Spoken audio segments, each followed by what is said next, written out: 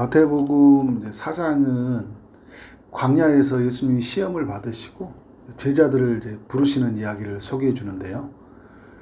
마태복음 이제 5장부터 7장까지는 제자들과 함께 본격적으로 사역이 시작되어지죠.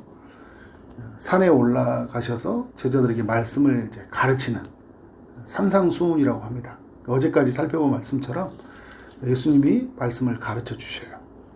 마태복음 이제 오늘 읽었던 8장은 예수님이 산에서 내려오셔서 자신이 누구인지를 드러내시는 하나님의 아들로서 예수님에게 어떤 권세가 있는지를 우리에게 보여주는 거라고 할 수 있습니다. 8장 이제 1절에 보니까 예수께서 산에서 내려오시니 수많은 무리가 따르려니와, 5장에 보면 예수님이 이제 공생에 시작할 때 수많은 사람들이 따랐지만 그때 산에 올라갈 때는 제자들만 불러 올라가셨거든요. 그래서 산에서 내려오시니까 수많은 무리가 예수님을 따르고 있어요. 이때 2절에 한 나병 환자가 나와 절하며 이르되 주여 원하시면 저를 깨끗게 하실 수 있나이까 하거늘. 나병 환자는 여러분 당시 이스라엘에서 어떤 사람들입니까? 종교적으로 사회적으로 버림받은 사람들이거든요. 근데 이 사람이 예수님에게 나왔다, 그렇죠? 가까이 오면 안 되는 거예요. 부정한 사람이기 때문에. 나와서 뭐라고 합니까? 저를 원하시면 깨끗게 하실 수 있나이까. 예수님을 이 나병 환자는 어떻게 대하고 있는 거예요? 하나님의 아들로서 이 땅에 오신 하나님의 구주이고 우리 하나님의 아들이신 그분을 왕으로 이제 맞이하고 있는 거예요. 주님이 원하시면 나을 수 있겠다는 그 믿음을 가지고 나오는 거죠. 믿음이 있다, 이걸 우리에게 알려주고 있어요. 자, 5절 이하에 보면 주님이 이제 그 믿음을 보시고 깨끗하게 하신 다음에 이제 5절에 보면 가버나움에 들어가시거든요. 그때 한 백부장이 나와서 6절에 보니까 자기 하인이 중풍병으로 누워서 몹시 괴로워하니까 주님이 오셔서 고쳐달라고 이야기하는 거예요. 그런데 이 주님이 고쳐준다고 말씀을 하시니까 백부장이 이제 뭐라고 이야기합니까? 8절에서 내 집에 들어온 걸 감당하지 못하겠으니까 말씀만 해달라고. 그러면 네 하인이 낫겠다, 이렇게 고백을 하고 있어요. 백부장은 여러분 이방인이잖아요. 그리고 2절에 나와 있던 나병 환자는 사회적으로 종교적으로도 부정한 자라고 여겼고 버림받은 사람들이에요. 그런데 이들이 예수님을 어떻게 하고 있어요? 하나님의 아들로서 맞이하고 있는 거예요. 뭔가를 지금 마태복음에서 메시지를 주고자 하는 것들을 배열을 그렇게 하고 있다는 걸 알 수 있어요. 어떤 이는 예수님을 이렇게 맞이하는데 어떤 이는 어떻게 하는 거예요?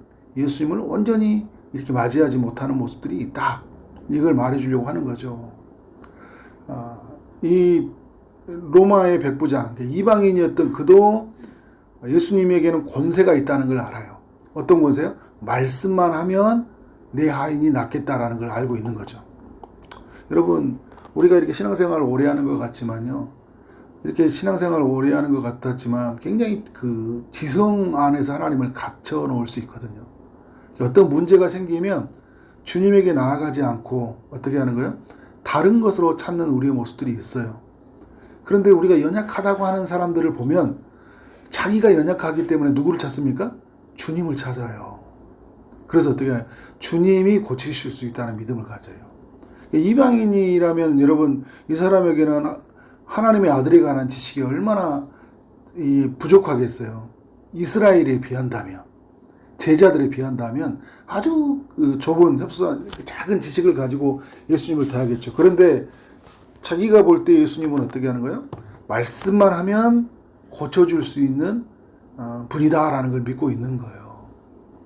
그러니까 어떻게 합니까? 예수님이 볼 때 이만한 믿음을 보지 못했다. 10절에서 이만한 믿음을 보지 못했고, 그래서 어떻게 합니까? 13절에 내 믿음대로 될지어다. 그러니까 어떤 일이 합니까? 즉시 하인이 나았다 이야기하고 있어요. 3절에서도 이야기하죠. 나병 환자가 어떻게 됩니까? 주님이 깨끗함을 받으라고 명하시니까 즉시 그의 나병이 깨끗해지니라. 하나님의 아들로서 권세를 가지신 분이에요. 그런데 여러분, 이게 두 가지가 만난 거죠. 나병 환자도 그렇고, 그리고 중풍병 걸렸던 그 하인, 그 백부장에게도 어떻게 하는 거예요? 믿음이 있었던 거예요. 그런데 주님이 어떻게 하십니까? 믿음대로 될지어다. 즉시 낫는 역사가 있는 거예요. 여러분, 예수님은 우리가 이렇게 이럴 때 있어요. 우리가 주님을 만나면 어떤 때는 하나님이 역사를 잘 하시는데 내가 가는 곳에 어떤 사람들, 내가 기도하는 제목도 들어주시고 내 주변에 있는 사람들 하나 변화시키는데 정작 나의 문제에 대해서는 하나님이 좀 멀리 그 응답이 더디실 때도 있고, 나의 문제에는 별로 이렇게 주님이 관심이 없는 듯한 생각이 들 때가 있어요. 충성된 제자일수록 그런 생각이 들 수 있거든요. 근데 여러분, 오늘 14절 이하에 보니까 예수께서 베드로의 집에 들어가셨다고 하잖아요. 그러니까 베드로는 가버나움에 살고 있었거든요. 가버나움에 지금 머물고 계시잖아요. 근데 가버나움에 여러 사람들이 참 여기 말씀을 보면 아픈 사람들이 되게 많은 도시인 것 같아. 근데 그 아픔 중에 또 누가 있어요? 베드로의 장모가 이제 열병으로, 예수님을 따르던 제자 베드로의 장모가 이렇게 열병으로 누워 있는 걸 보시고 그의 손을 만지시니 열병이 떠나가고 여인이 일어나서 예수께 수종들더라. 이렇게 말씀을 소개해 주고 있죠. 근데 여러분, 그래서 여러 메시지가 있는 거예요. 주님은 어떻게 하고 있어요? 제자들에게도 관심이 있다. 그리고 각 가정에 주님이 임하신다. 가버나움의 가정에 임하신 사건인 거예요. 나병 환자에게, 이방인에게 역사하셨던 주님이 어떻게 각 가정 위에 주님이 임하시고 있는 거예요. 그리고 여러분, 나병 환자도 그렇고 중풍병자는 주님을 찾아와서 고쳐달라고 이야기했잖아요. 그런데 오늘 베드로의 집은 주님이 찾아가신 거예요. 그러니까 여러분, 주님의 역사는 어떤 건가요? 우리가 찾아가서 주님을 만나기도 하고 주님이 우리에게 찾아오셔서 우리를 만져주시기도 하는 거예요. 우리가 찾아가야 할 주님이시고 우리에게 찾아오시는 주님을 우리가 맞이해야 될 주님인 거예요. 그러니까 여러분, 신앙생활은 이게 두 가지가 다 연결됐다는 거 아시나요, 여러분? 우리가 찾아가야 돼요. 그런데 여러분, 찾아오신 주님을 맞이해야 돼요. 여러 메시지가 있는 거예요. 16절에 보니까 이제 사람 저물니까요. 날이 저무니까 귀신 들린 사람들이 막 귀신을 데려오는 거예요. 가버나움에 난리가 났어요. 가버나움에. 와, 지금 예수님이 오셨는데 막 기적을 행하신다. 병자가 낫는 일이 일어난다. 가는 곳마다 은혜가 나타난다. 막 하니까 사람들이 다 몰려오는 거잖아요. 이런 사람도 있을 거예요. 구경하는 사람도 있을 거고. 정말 그럴까 이런 사람이 있을 건데, 주님이 낫게 하신다는 그 소식을 듣고 어떻게 하는 거예요? 저분에게 나아가면 이 문제가 해결될 것이다라는 그 믿음을 가지고 나오는 거예요. 그러니까 예수님이 어떻게 합니까? 말씀으로 귀신을 쫓아내시고 병자들을 다 고치시니 이야기하고 있어요. 자, 여러분, 말씀으로 다 깨끗하게 해주시잖아요. 나병 환자도 다 모면 말씀하시면 되는 거예요. 말씀만 하면. 그런데 베드로의 장모는 어떻게 합니까? 그의 손을 누운 것을 보시고 그의 손을 만지시니 이야기하잖아요. 만지시기도 하시고, 그리고 어떻게 하는 거예요? 말씀으로도 하시는 거예요. 찾아오시기도 하시고, 그죠? 찾아가기도 하시는 예수님. 그러니까 다양하다라는 거예요. 주님의 일하심들은 다양하게 나타난다. 그래서 중요한 건 뭐냐면, 주님이 임하시면, 주님이 만지시면, 주님이 말씀하시면 치유가 일어난다. 기적이 일어난다. 여기에 있는 거예요. 여러분, 예수님이 어떤 분인지를 17절에서 이야기해주고 있는데 뭐라고 하냐면, 이는 선지자 이사야를 통하여 하신 말씀에 우리의 연약한 것을 친히 담당하시고 병을 짊어지셨다 함을 이루려 하심이더라. 왜 예수님에게 이런 기적이 나타난가? 왜 병자가 치유가 되고 왜 귀신이 쫓아나는가 했더니 마태가 이렇게 해석을 해주고 있는 거예요. 이사야서에서 나왔던 말씀, 53장에 나왔던 말씀이잖아요. 그가 우리 연약한 것을 친히 담당하시고 병을 짊어지셨구나. 그러니까 어떻게 하는 거예요? 그러니까 낫는구나 라는 걸 알게 되는 거예요. 내가 낫는 것은 그냥 어떤 일이에요? 주님이 짊어지셨다라는 거예요. 그 병을, 그 아픔을. 근데 그 말씀이 성취되어졌다라는 거예요. 마태는 뭘 이야기하고 있냐면, 너희들이 그토록 기다리던 메시아가 지금 이 땅에 임했다라는 거예요. 그 메시아가 너희의 모든 인생의 짐을, 죄의 짐을, 그리고 아픔의 짐을 대신 짊어지셨다라는 거예요. 그래서 그러면서 이 메시지를 하신 이유가 뭐냐면 그 뒤에 나온 이야기를 하시려고 하는 거예요. 자, 19절에 한 서기관이 나와서 예수님에게 말해요. 선생님이요 어디로 가시든지 저를 따르리이다. 그래서 한 서기관이에요. 예수님을 누구라고 해요? 선생님이라고 이야기하죠.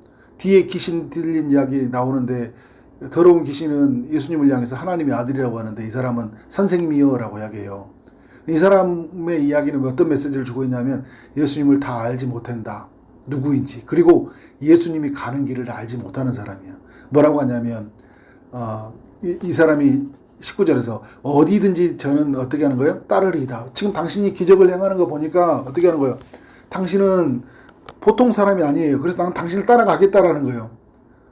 그런데 여러분 예수님이 뭐라고 하냐면 여우도 굴이 있고 공중의 새도 거처가 있으리니 인자는 머리 둘 곳이 없다. 이렇게 이야기를 하고 있어요. 자, 나는 어떻게 하는 거예요? 예수님은 머리 둘 곳이 없는 그것인데 예수님을 따라가는 것은 어떤 거예요? 어디로 갈지 모르는 길이고요. 예수님을 따라가는 길은 너무나 많은 고난이 있고 고통이 있어요. 지금 너희가 네 눈에 보이는 막 병자가 낫고 막 어마어마한 일들이 일어나니까 너무 멋있잖아요. 그분에게 나아가니까 막 다 고쳐지는 있으니까 저분에게 나아가면 이 세상에서 보지 못하는 놀라운 일들을 보겠다 이렇게 말하니까 주님이 또 이렇게 말하는 거예요. 나 머리 둘 곳이 없는 내 삶인데 나를 따라오면 너도 나와 같이 그렇게 살 것인데 너는 나를 따를 것이냐라고 물어보는 거예요. 그러면서 또 다른 이야기를 해주고 있는데 이제 21절에 제자 중에 한 명이 이렇게 이야기해요. 한 사람이 이르되 그죠? 주여 내가 먼저 가서 내 아버지를 장사하게 허락하옵소서. 그죠? 이게 이제 학자들이 여러 이야기들을 하더라고요. 이 부분에 대해서. 그러니까 지금 이 사람은 어떤 걸 이야기하냐면 아직 그 부모가 장사되지 않았다. 그러니까 장사됐다는 것은 여러분 어떤 거예요? 매장한다는 거잖아요. 아버지가 돌아가셨으니까 이제 무덤에 매장하고 오겠습니다. 이런 의미예요. 장사 지내고 오겠다. 이런 뭐 장례 치르고 오겠다. 이런 이야기도 되는 거죠. 근데 오늘 이제 말씀의 맥락을 보면 이게 어떤 주성학자들이 하는 이야기는 아직 죽지 않은 것 같다. 그러니까 무슨 이야기냐면 아버지 지금 이제 이독하시고 집안일 좀 살피고 아버지 다 돌아가시고 난 다음에 저는 주님 따라가겠습니다. 이야기하는 거예요. 자, 여러분 9절에서 20절에서 서기관은요. 아무것도 알지도 모른 채 예수님이 가는 길이 다 모른 채 그냥 막연히 따라간다고 이야기하고 있어요. 그러니까 무슨 말이냐면 예수님을 따라가는 것은 영광도 있고 고난도 있거든요. 그냥 예수님을 따르는 영광만 보고 그냥 막연히 따라가겠다고 하는 거예요. 이런 사람들 무너져요. 왜? 고난이 그 앞에 찾아온 것들 앞에서 무너지거든요. 그러니까 여러분 예수님의 제자들 다 무너지잖아요. 또 이런 사람들도 있어요. 어떤 사람이냐? 21절처럼 내 하는 거 다 하고 예수님을 따라가겠다 하는 사람들이 있어요. 그러니까 아무 생각 없이 따라가는 사람들. 그러니까 이런 사람들은 나중에 어떤 사람이냐면 실망하는 사람이에요. 그래서 여러분 예수님을 따라간다고 할 때 우리가 하나 다짐해야 될 게 있어요. 그래서 마태복음 16장에서 그 이야기 하는 거예요. 나를 따라오거든 자기를 부인하고 자기 십자가를 지고 따라올 것이니라 이렇게 말씀을 하잖아요. 그러니까 무슨 말이 있어요? 십자가가 있다라는 거예요. 예수님을 따라가는 길이에요. 고난이 있다라는 거예요. 그것을 각오하고 따라가는 거예요. 그리고 또 하나는 뭐냐면 근데 다 아는데 근데 어떻게 하는 거예요? 고난보다 영광이 더 크잖아요. 근데 어떻게 하는 거예요? 따르는 것이 너무 힘들어요. 그래서 뭐 어떻게 하는 거예요? 내일 다 하고. 그래서 주님은 몇 순위예요? 2순위예요. 2순위. 그러니까 이러면 그런 게 있죠. 목사님 너무 바빠요. 지금 우리 성도님 너무 바빠요. 저는 다 일하고 그때 좀 마음 편해서 그때 예배드리고 그때 말씀 좀 훈련하고 그때 정말 주님의 일을 열심히 감당하겠습니다. 이런 사람들 있잖아요. 그 사람들은 계속 차일피일 미루다가 그러다가 어느 순간 주님을 맞이하게 되는 거예요. 아니에요, 여러분. 우리의 삶의 최고의 수준은 누구예요? 1순위는 우리 주님이세요. 0순위는 누구예요? 우리 주님이시라고요. 그래서 여러분 이 제자들의 이야기를 보면서 제자들이 이제 그때 나중에 이제 뭘 보여주냐면 그 24절 이하에 보니까요. 제자들이 또 어떤 모습을 보여요? 막 풍랑이 일어나니까 배를 탔죠. 그러니까 어떻게 하는 거예요? 막 풍랑이 일어나니까 주여 구원하소서 우리가 죽겠나이다 이야기하니까 26절에 예수님이 뭐라 합니까? 어찌하여 무서워하느냐 믿음이 적은 자들이라. 그러니까 지금 뭐냐면 이 이 제자들에게는 어떻게 하고 있어요?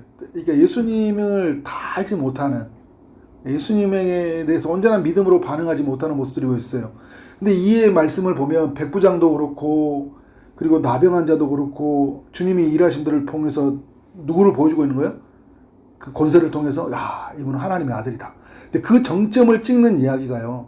이제 예수님이 풍랑을 잔잔하고 난 다음에 어떤 일을 합니까? 26절에 귀신 들린 사람, 매우 사람을 괴롭게 만드는 그 더러운 귀신이 있죠. 이 귀신을 예수님이 쫓아내요. 근데 29절에 이런 이야기예요. 그 귀신이 뭐라고 하냐면 그들이 소리질러 이르되 하나님이여 아들이여 이렇게 이야기하고 있어요. 예수님을 누구라고 이야기하고 있어요?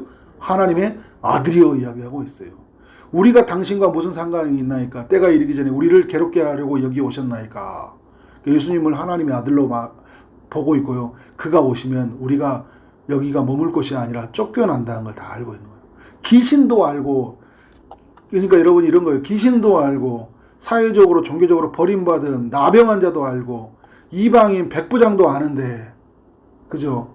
예수님을 따르는 제자들이라고 하는 사람들이 예수님을 따르는 것에 대한 의미를 잘 알지 못하고, 그러니까 내일 다 하고 주님을 어떤 일을 쫓아간다고 어떤 일은 어떻게 하는 거예요? 풍랑을 보고 두려워하는 거예요. 풍랑을 보고 두려워하는 거예요. 그래서 내가 따라가는 주님이 누구인지를 모르는 거예요. 그래서 나의 배에 타고 있는 주님이 누구인지를 모르는 거예요. 어떤 권세를 가지신 분인지, 그분이 어떤 권세를 가신 왕으로, 그 왕으로 이 땅에 임했는지를 모르고 있는 거예요. 근데 그래서 여러분, 우리 주님을 더 알아가야 돼요. 그래서 그 주님을 우리는 어떻게 해야 돼요? 영광스럽게 우리의 왕으로 맞이해야 돼요. 하나님의 아들로서 그를 높이고 살아야 된다. 그렇게 살아가는 우리의 삶이 되어지기를 주님의 이름으로 축원합니다. 아멘. 기도하겠습니다. 하나님 감사합니다. 마태복음 8장을 통해 우리 모두에게 교훈하여 되어 주시니 감사합니다. 우리가 믿는 예수님은 부정한 것을 깨끗하게 하시는 분이시고, 말씀 한마디로 병을 고치시는 분이고, 그래서 우리 연약함을 친히 담당하셔서 우리의 아픔과 고통을 치유하시는 분이라는 것을 믿습니다.